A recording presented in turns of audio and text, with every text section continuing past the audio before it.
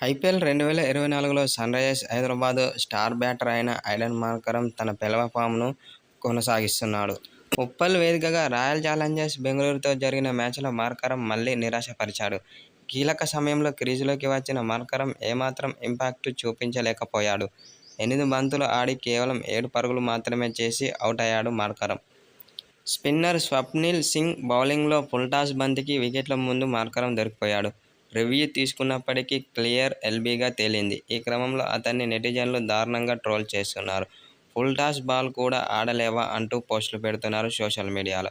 మరికొంతమంది వరుసగా విఫలమవుతున్నప్పటికీ మార్కరమ్కు ఛాన్స్ ఇవ్వడాన్ని తప్పుపడుతున్నారు. అతడి స్థానంలో గ్లెన్ ఫిలిప్స్కు ఛాన్స్ ఇవ్వాలని ఎస్ఆర్హెచ్ మేనేజ్మెంట్కు సూచిస్తున్నారు. ఈ సీజన్లో 8 మ్యాచ్లు ఆడిన మార్కరమ్ కేవలం 167 పరుగులు మాత్రమే చేశాడు.